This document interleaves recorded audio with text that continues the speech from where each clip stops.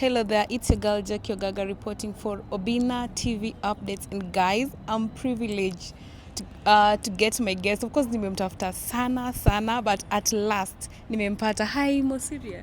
Yes, hi. Yes, Why do you look? I'm good. Why do you look gloomy? Na pia nimekupata hospitali. Maybe nini mbaya? Yes, I have an allergy and also have a serious front headache. Ile inaitwa sinuses. So I have an appointment to see my doctor today. That's why you found me waiting to see the doctor at 40 Suits here in Nairobi. Maybe ilikuanza lini ama yutuachie daktari? Is a problem that has been with me. Nikienda kwa uchafu mapo yangu ifungana, nikienda mahali pako polluted. That's why I'm so busy and very passionate about the environment, trying to clean it because personally I'm a victim of air pollution. Whenever I go to a polluted environment, I always have nose of congestion, my nose blocks. And again, people think that I keep pulling my mucus. It's not mucus. It's that my nose keeps irritating whenever I go to areas that are polluted. And that's why we need to keep the air clean. That's why we need to move from fuel consumption vehicle to e-mobility. That's why we need to plant as many trees in this city. That's why we need to keep this air clean because during COVID, oxygen was very expensive.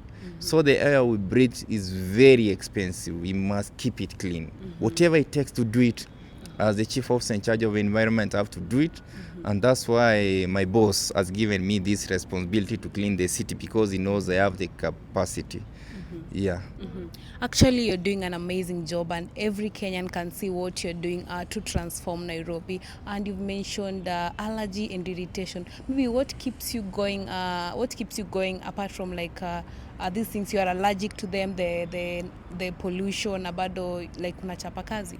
As a young person, I've been given a responsibility to serve. Many young people wish to be like Mosiria. I don't want to be a disappointment to the young people of this nation, to the Gen Zs of this nation, to the Alphas, to the Gen X. I just want to be a role model, lead by example, by doing what's right. Mliona watu hii walioccupy wale Gen Z wakisema wao ni watu wa serikali wanafanya kazi aje. Ndio maana mliona nilianza kudocument naweka kwenye mtandao ili wasinioccupy. Waseme Mosiria must go. But the only thing I can do is to go home and come back to work because I'm a worker and I'm a hard-working person and I want to also inspire young people that they can be given this kind of responsibilities. We need a young person as a minister in Kenya. We need a young person one day as a president in Kenya, not today but in future. We need young people to lead by example. And that's why I'm doing whatever I'm doing, trying to lead as an example. And of course, Geofrey, we know that you've mentioned Gen Z, of course, and we saw kind of damage during the Gen Z protest. The dustbins ilipuliwa pale, but we've seen you make the new dustbins. Yes, unajua Nairobi lazima iwe safi. Hata kama wamedestroy, wale walifanya hiyo ni wananchi wa Nairobi. Na wengi walisema ati ni zetu, acha tuharibu, ni taxi yetu inatengeneza. But again, hii taxi siende ya hospitali itengeneze hospitali badala ya kuja kuharibu dustbin tukue tuna replace each and every time ama inunue madawa. So naomba hivi, let's be responsible. Na wale ambao wanaiba is just some few individuals who steal those dustbins and sell them as scrap metal. And we have arrested some of scrap metal dealers. We are yet to get the culprits, but some of the street families who try to steal them, we normally arrest them. And we have arrested several of those street families. Yeah. Maybe as per now, the new dustbins, in case mtu apatikana pale anaivandalize ama naiba, atafanywa nini? Atashikwa, apelekwa kotini kwa kuharibu mali ya serikali. Na pia hatutaki ifikie hapo. Tunaomba wananchi, mkiona mtu anaiba mkataze. Na nilipeana award, nilisema nitapeana award ya 5,000 ukinishikia mwizi wa dustbin. So hiyo itatusaidia kila mtu akue macho anachunga kitegea apate hiyo pesa. So the award is still on. Ukipata mtu anaiba dustbin, mimi mwenyewe nimeset aside 50,000 for my salary. Nitakuwa napeana 5,000 kwa kila mmoja. nafanya hivyo kwa sababu napenda Nairobi, kwa sababu napenda jiji liwe safi. Nairobi ikiwa chafu, huwa natukanwa kwenye mtandao kwamba Mosiria, kazi yako uko TikTok na Nairobi ni chafu. Na wajui kwamba TikTok naelimisha watu, siko tu TikTok kuweka content. I'm putting content that is educating, that is creating awareness, that is sending out a message about the environment. And also, most people, especially those who earn out of content, they think that I'm trying to steal their market. I never do anything for money. Whatever I post there is real content, exposing their rot in society. I've taken some bold measures, bold steps, which every person fear doing. Exposing a cartel is not easy, but me I expose them because I fear nobody. I only fear God and I follow the law. Yeah. Okay, hapo kwenye TikTok kidogo, of course you've trended and we've seen your clip trying to speak to Alicia Kanini arudi kwa Mungu and such stuff, but it has emulated different reactions from people. Mtu anasema, I saw somebody saying that Geofrey Mosiria, umejua Kanini alikuwa hoka pale CBD na ukamfukuza, ndio maana kaenda kufanya what she's doing. Maybe so, these reactions umezichukulia? Maybe alikuwa hoka wa kuuza nini? Maybe alikuwa hoka wa kuuza chenye anauza ameweka kwenye mtandao ambayo iruhusiwi pia. That kind of hawking is not allowed. She's a young girl. She's very beautiful. She can always get a good man who is rich, if that's what she needs, who can marry her and they settle. You know, Kanini, I'm just still and continue advising you. Please, whatever you're doing is not right. We have young girls. I have a daughter, 2 daughters actually. And I have nieces, so many of them. Imagine I see my niece posting a nude video, doing what you are doing, bad sexual behaviors on the internet. What will I tell even my parents who will see it? How will they talk to me that my daughter is on social media? You know, I'm talking as a parent, not as just another person, and also as a government officer who respecting the rule of law, because the law is very clear. Such kind of act can be prosecuted. You know, you are not allowed to expose such kind of content to the media. Right now, there's another lady who texted me. She was looking for a job. She had posted such kind of videos in her TikTok. I asked her, who will give you a job with this kind of videos on your internet? With someone employ you? Because people have to check on your social media. So to our ladies out there, please don't be inspired by Kanini. Kanini is a girl who is lost, who need to be saved, who need prayers, who need, I think wale mabishop walienda State House wanafaa ite Kanini pia wamuombe na wasichana wengine wamepotea kama yeye aweze kuokoka. And this girl, she can always, God will always give her a chance. What she's doing, she will get that money, but in the next 30 years, she'll be around 50. Now she has a daughter. Her daughter in school, she's being shown videos of her mother who posted a nude video. Watu wengine walikuwa wanasema apewe Ministry of Water ati ana irrigate. What is she irrigating? That's polluting the environment. You know, she's polluting the internet itself. That kind of pollution should not be happening. It's not only that nitaokota takataka huku nje. Also, when we see such kind of pollution, we have to act as Kenyans. We should not keep quiet and watch such people polluting the internet space. That's also space that should be protected as part of our environment. If we pollute it, we are polluting the entire society. What kind of inspiration is she to girls? That's bad morals. She's inspiring our girls to become now prostitutes, to start selling their bodies. I'm told even there are other more worse videos being posted by some of the girls around the city. I think this is the time that the government needs to act. We have to protect the girl child. And again, there are many jobs. Even there are people who have offered to give her a job. And I'm ready to take that offer. She can be an influencer in a club whereby she can bring all the followers now who follow her to a specific club, and she'll be paid commission of up to 100,000 per night. That's enough to pay for her rent. Now she can change and do some kind of a decent job. I really appreciate the girls who are waiters in clubs, who are influencing, because they decided that instead of going out there to look for men to sleep with them and earn a living, they could do something decent. Just imagine, Kanini is a grandmother and her grandchildren will be seeing that video in the next 50 years to come. Mtoto anaenda shule anaambiwa wewe unatingisha kichwa kama ile kitu ya nyanya yako. Ama mtoto wake anaambiwa wewe unaturingia hapa na mama yako ndio anarusha maji mita zaidi ya 1000. What kind of we have to be realistic. Let's not glorify illegality. We have lived in a society that is rotten until whenever we see people doing illegal things, we celebrate them. We are celebrating people who are committing even crime. A poor man will kill a rich man. We'll celebrate a poor man that he has killed a rich man to take his money to also enjoy like a rich man. Why can't you ask the poor man, where did the rain start beating you? Why are you poor? What made you poor? It's not the rich man. The rich man worked hard his way up there. The people are businessmen out here and they are doing fine. So, Kanini, what you are doing is wrong. And government agencies responsible. Action needs to be taken so that we protect the girl child. Yes. Still on that, I've seen a clip that you've addressed Bahati on social media, speaking about the recent cross-dressing that he did, that he wore his wife's clothes.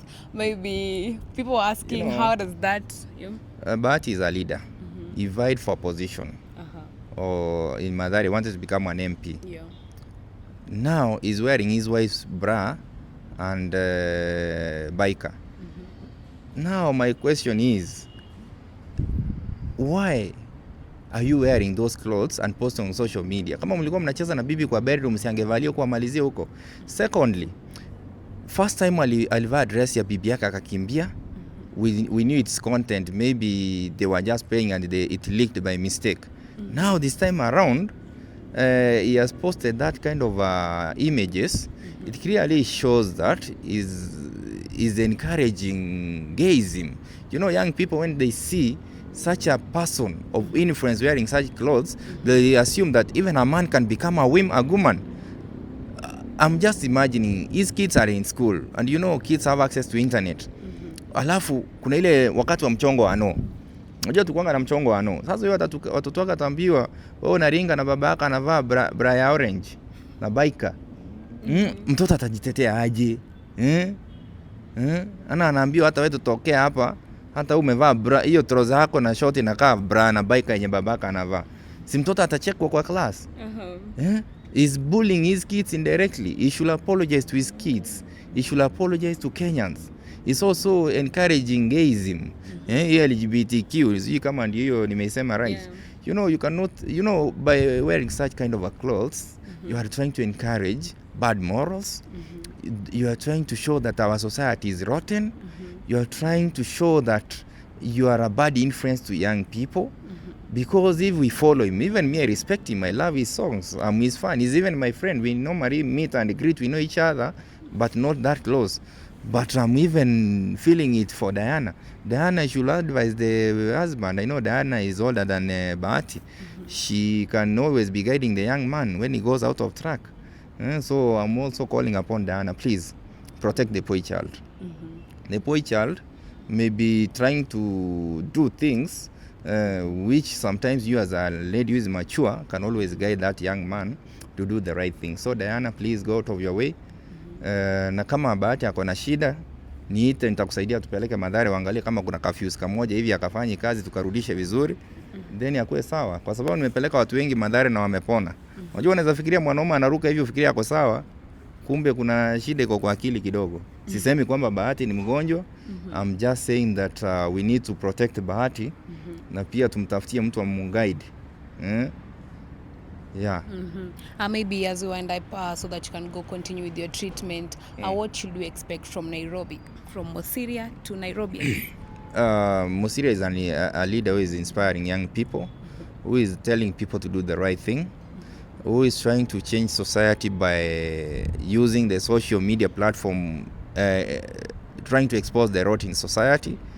Mosiria is one who is trying to clean the environment by making sure that he implements what his boss has given him, a city of order, dignity, hope and opportunities.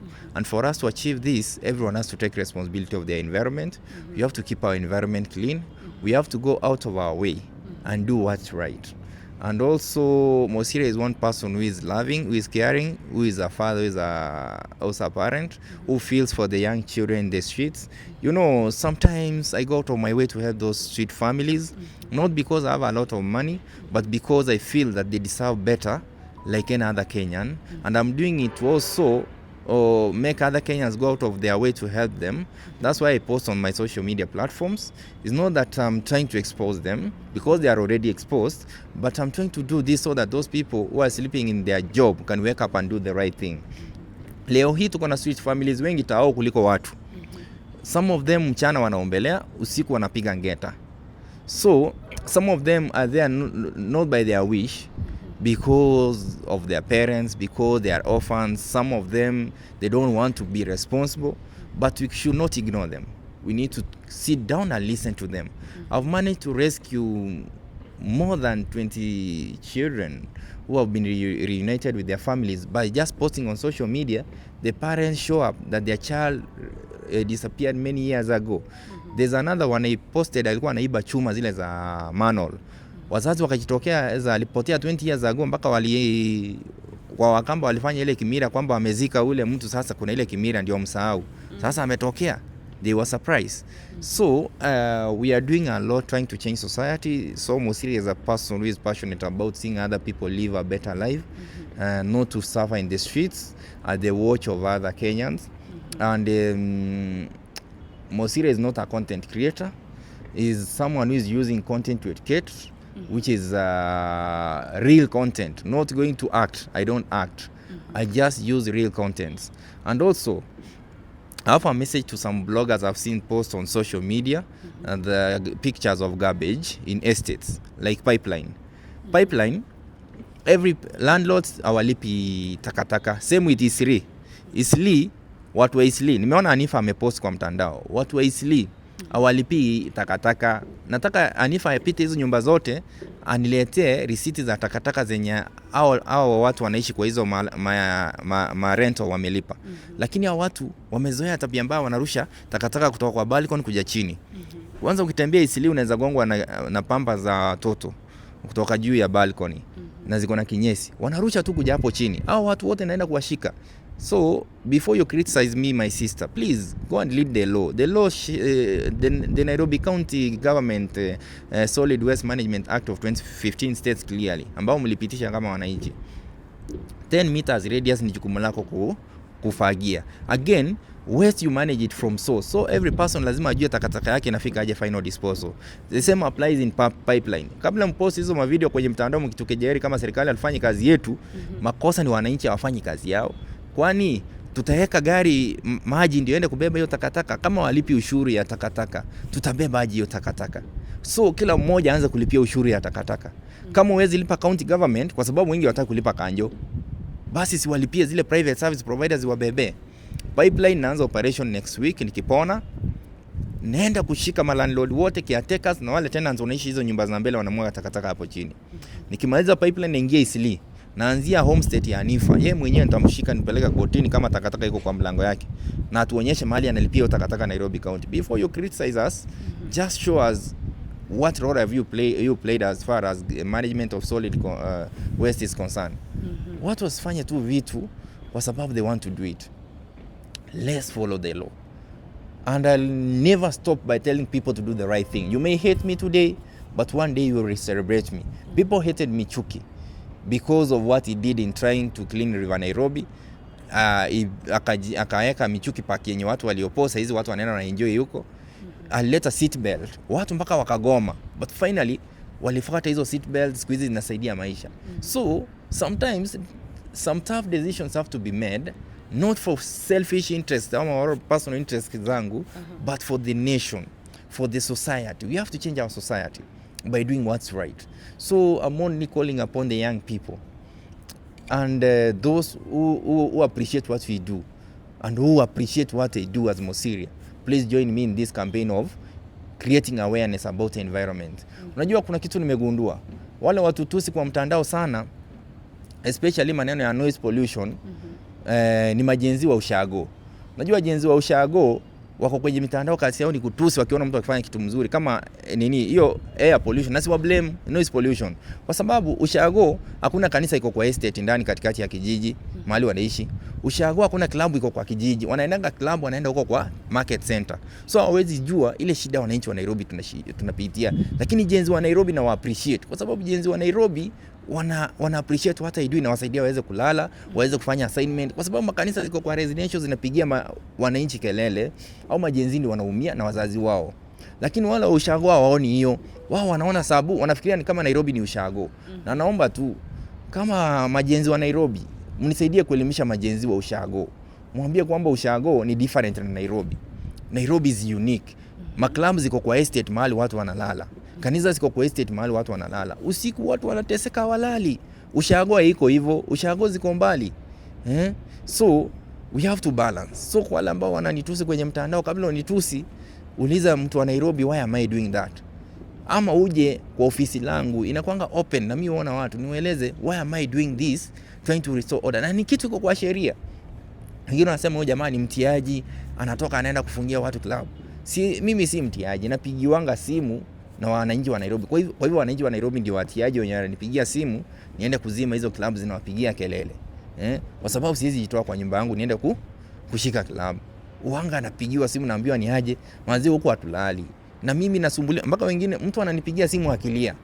I feel it. Natoka kwa nyumba niende nimsaidie tu.